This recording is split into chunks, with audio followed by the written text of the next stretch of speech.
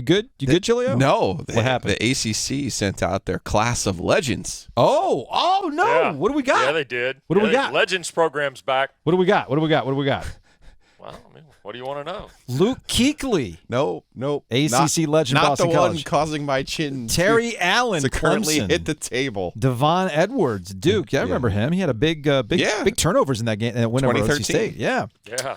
We got Terrell Buckley, Florida State. Demarius Thomas, Georgia Tech. Posthumously, yes.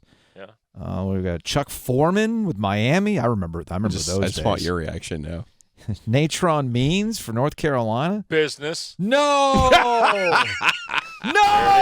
There it is. How? There I it finally is. got to it. David There it is. Emerson. There it is. David Emerson? Did I knew it Miami was put this coming. class together? I knew it was coming.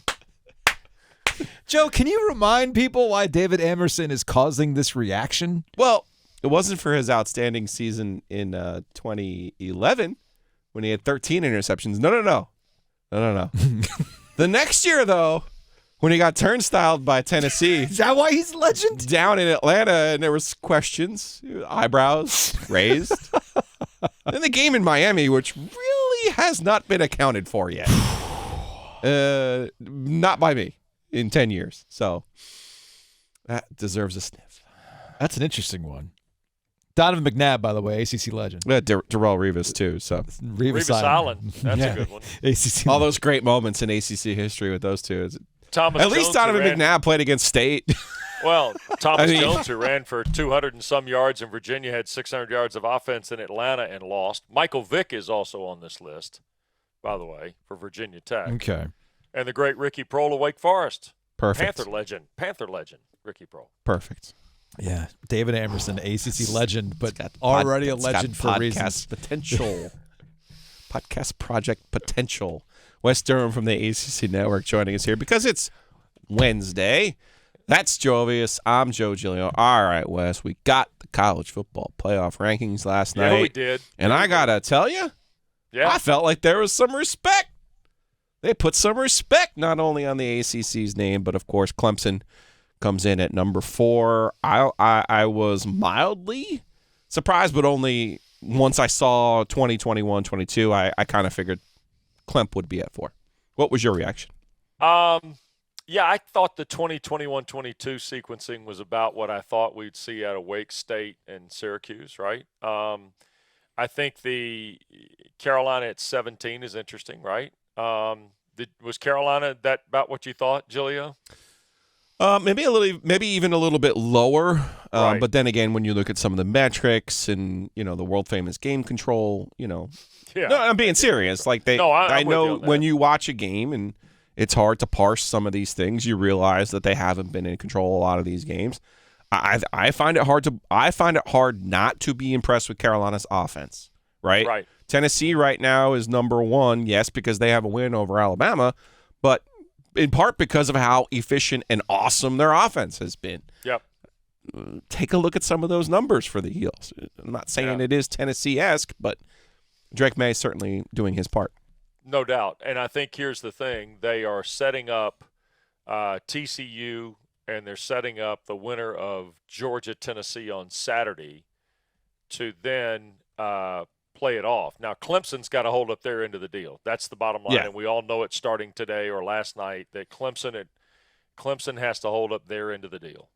The team that's probably got an interesting argument today is TCU, only because I didn't think they'd be in the top 4, but No. I didn't think they'd be behind Alabama. They told TCU and the Big 12 last night, thanks for playing. See you soon. Yeah. We'll see you They when we did. expand the playoff. Well, I- and that's the thing, is it not? I mean, look, this matters now to TCU because this is how the college football playoff is set up. But I can't help but wonder how these things might have been set up if we were in a 12-team playoff and the college football playoff committee was, putting these rankings out now. Well, what do they do with TCU in that situation? I think TCU would have been exactly where they are now. Okay. I mean, I don't think TCU would have been upgraded or downgraded in a new format. I think they would have been exactly where they are. And I think what they're told Georgia was, don't jack around against Kent State and don't jack around against, other teams that you should be housing. If you want to be number 1 or number 2, don't jack around. Look, I think Ohio State's playing better than Georgia. That's not a popular opinion here, obviously, where I live. But I think Ohio State, what they did in the fourth quarter the other day against Penn State on the road, I'm willing to stack up with what Georgia did when they sleptwalked against Kent State for basically 3.5 quarters. And I think Florida was a test, and I think Tennessee will be a test, and I think they're going to get one in the SEC title game. Alabama, LSU, whoever shows up on that side. I think they told Georgia last night, if you lose Tennessee, the SEC Armageddon is not happening with a one-loss Georgia. I think that's what they told Georgia last night. It could very well be, and I think Georgia, I could be wrong a week from now, very, very wrong. Mm-hmm. I think Tennessee beats Georgia Saturday. I'm in agreement with you. Yeah, I just don't know that Georgia, if it gets into a 14-possession game, Joe, 12 to 14 possession game, I'm not sure Georgia can click enough offense. Now, Tennessee's back end is loose defensively, but Stetson Bennett's got to go win you the game. Okay, I'm interested to see that. Wes Durham, ACC Network, ESPN, joining us here on the OG alongside Joe Giglio. I'm Joe Ovias. I say, like Roddy Jones has got me thinking about Drake songs for Saturday, and I'm not a big Drake guy, but in part of our Carolina, Virginia coverage, we're going to maybe draw analogies to Drake songs for Drake May. Well, all right, Wes, so we've been putting together this new OG mixtape for Thanksgiving. Okay, because there's no Thanksgiving music, so we've been trying to find songs that are tangentially related. Speaking of placating, you're trying to placate me a little bit. Okay, and I appreciate that. I reworked the back end of the playlist. Yeah, to placate. Thanksgiving's my holiday. Wes. Now here's where you can involve Drake and Drake May. What is North Carolina's issue with going up to Charlottesville? Right, like it's a house of horrors for them, man. It's been bad. It's been bad. So if Drake May's putting up numbers, you can go Drake's verse in the Big Sean track Blessings, where Drake says, way up, I feel blessed. You can say that. Drake May, way up, feel blessed. Okay. I'm going to pass that along to Roddy. Roddy will lose it if you do that. Okay. All right, just throwing that out there. Speaking of blessed, the Falcons are freaking blessed. Uh-oh. Dude. All right, so for those who don't know, Wes Durham sounds like somebody with a Panthers ticket over there. What is your problem over there? I'm just saying. Panthers should be atop the NFC South, but they're not. Let my guy eat over here. They're not. Don't take your helmet off. For those who don't know, Wes Durham is the radio play-by-play voice for the Atlanta Falcons. So I want to go through the play-by-play man's head when DJ Moore catches that beautifully thrown ball from P.J. Walker with 16 seconds to go, and it's tied up at 34 apiece, and you're going, psh. This is a wild second half, and it's just going to end like this, man. What are you thinking when all this is unfolding? Why is a linebacker and a safety on DJ Moore is my number one thought. Fair. That's my a number fair one point. thought. And it was a great throw, though. Secondly, it's as good a throw as I've ever seen in a football game. Hell of a throw from P.J. Walker. It's an unbelievable throw. I mean, it's spectacular. Mm-hmm. And DJ Moore deserves a tremendous amount of credit for making a play on a terrific pass from P.J. Walker. But don't take your helmet off. Now, I didn't see him take his helmet off because I'm too busy, falling out of my chair. Like, why are we going to have a linebacker and a safety on a wide receiver who can clearly make plays? But look, I've told people Monday morning on that game was drunk. It was. We played 56 minutes to get to the last 4 minutes essentially, and the last 4 minutes in overtime, you got your money's worth if you went to the ball game or you invested your time watching or listening. But again, that's what these two teams do. No matter what kind of year they're having, more often than not, they play this kind of game. I'll take you back to the last time they went to overtime prior to Sunday was the 2004 Saturday night game where Vic played the Superman thing. Mm-hmm. Atlanta led so far down the road. That was also the same night that Peppers made the unbelievable play where he tapped the ball. Vic threw the ball. Peppers got a hand on it, knocked it up in the air, picked it, and ran it back for a touchdown. That was the same game. That game was drunk too.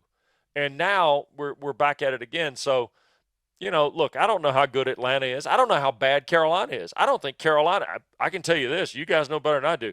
Seems like in the last 3 games they've played a lot harder for Steve Wilkes than they ever did for Matt Rule in a year and a half or 2 years and a half. Wes Durham, ACC Network, joining us here because it's Wednesday. He's on the Heaster Automotive Group hotline. And at least they didn't trade Brian Burns either, Gilio. Very smart. Very smart. Speaking of drunk, NC State, Wake Forest 2 years ago in Raleigh, 45-42. Right. Last year, Winston-Salem, 45-42. Mm-hmm. One goes for the Wolves. One goes for the Deeks. I got a bad feeling for the Wolves. If it's in the 40s, it's not coming home. But what do you expect to see? Do you? I mean, they're not getting a 40 point. I don't know. State's not getting a 40. Wait a second. Isn't that kind of on Tim Beck? Isn't that kind of on Tim Beck? I getting a 40. Wait a second. I'm just saying. No, hang on. Do you not build any confidence in the Wolfpack off the second half the other night with MJ Morris?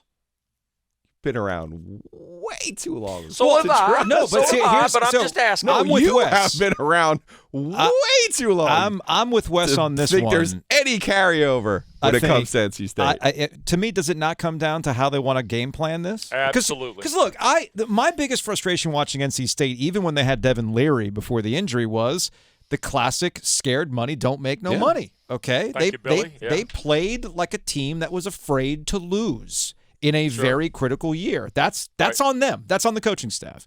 Sure. But in two instances now, at some point the light bulb's going to go on for Tim Beck and Dave Doran. In the Syracuse loss, they didn't let things get going until they were down a couple scores. Right. All right, let's be aggressive. Same freaking thing happened against Virginia Tech, where it wasn't until, oh, crap, we're going to lose this game, we better get out there and do this, that they let MJ Morris finally uncork a few. And they're like, oh, you mean this guy could – you see the guy in practice every day. You tell me he can't make these throws? Right. So, again, I'm trying to be benefit It's the Tim McGraw football. I guess so. Like, you got to live like you're dying. You got to live like you're dying. You got to call those plays like it's 21-3. Look, man, I'm not in practice. I know I've been doing this long enough to know that coaches will tell you, well, what he's doing practice doesn't necessarily translate to what we're going to expect on game day. Maybe they're a game day player. I don't know. I've heard every cliche under the sun. But when you're playing for your life, man, and this season was not going the way you got to go, get creative. And they hadn't been until they were down a couple scores. So if you know you're going to be in a track meet with Wake Forest, man, you better come out of the gate playing like you're down a couple scores already. If not, you're going to lose. I would think so. And here's the other thing, too. And while I think Brad Lambert's done a nice job in his first year back as the defensive coordinator at Wake Forest, I have more faith on the Wolfpack side of the ball defensively than I do the Deacon side of the ball. So if the offense can gear it up from the jump on Saturday night with the environment that's going to be there and the way the stakes are – remember – NC State's got a home win streak that is one of the longest in the country, right? Yeah. Okay. So 15 in a row. Yeah. Yeah. So they've won 15 straight at home. That's not Clemson long, but it's nonetheless impressive. Applicable. It's applicable. So the idea here is you don't want to have that go out with, keeping your gun in your holster, so to speak. And the one thing I saw in the second half the other night, and say what you will about Virginia Tech, and there's a lot to say about where they are offensively, they still have guys who can make plays on defense. And for that kid who was enrolled in June, Gilio, to go in the game the other night and start spinning it in the second half, I'd want to start that way Saturday night. Now, I'm not telling – Tim Beck's forgotten more football than I know. Right, but that's the thing. The idea is go ahead and step on the gas, get it to Jordan Houston on the wheel route, get it to Thayer Thomas in the middle of the field where he clearly can make plays, and then take your shots applicably. Or it's funny. As it shakes out. It's funny. Sometimes this was a frustration of mine a couple years ago for Carolina, right? When they had Sam Howell at quarterback. And I wondered to myself, why is Phil Longo trying to make things happen in a way when you got Sam freaking Howell lighting things up? Because he had Javonte Williams and Michael Carter. Still. They're still running at Hard Rock. Put 21 up real quick. And that's why I thought it was fascinating with Mac Brown, the head coach of Carolina, in their win over Pitt. I don't know if he was like subtweeting Pat Narduzzi or not, but he's like, yeah, I told Phil Longo to stop trying to make the run game happen. Throw the freaking ball. What happens? They then, the rest is history while Pat Narduzzi is going, no, I'm going to keep on running it, even though they were throwing it on the Tar Heels, which is a thing that you can do against the Tar Heels. Right, and then Carolina started playing deeper in the second half, and Jared Wayne couldn't get there on the over route, and one Pitt turnover changed the game the other night in Chapel Hill. Yeah. Meanwhile, 10 is a thing. Number 10 has become a thing, guys. I Don't- mean, what don't he's forget 11. doing is 11 and 3 are playing out of their minds. I mean, the numbers Antoine Green's put up in the last. I mean, let me. Yeah. Since I got the game Saturday, I've been working on a few notes here, Julio. I know you'll be Ooh, the impressed with my notes. preparation. It's not laminated yet. No. Last 2 games, Antoine Green, 14 catches, 292 yards, and 3 scores. Is that any good? Yeah, he's the designated deep shot guy. I really like what he does physically when he goes and gets the ball. Josh Downs, to me, I was saying this on Pack Therapy this week and even last week. They use him like Michael Caine used Torrey Holt. Put him in the backfield, put him in the slot, put him in a bunch, move him around. They throw little sweep passes to him. Then all of a sudden you look up and he's in the end zone and you're going, everybody knew you were getting the ball. You still got it. I mean, it's impressive. And he's not the biggest dude in the history of the world. The way that he's played, I mean, I would vote for all the things for Josh Downs. By the way, nice job by Brandon Hill, who's one of the ACC's better safeties, counting his change out there while Downs runs by he and Shane Simon. Hey, I mean, it's tough. It's tough. Dead center of the field. Yep. What are you doing? Wes- I'm sorry. I came to the end of a thought there. No, it's okay. It's okay. We got to go here.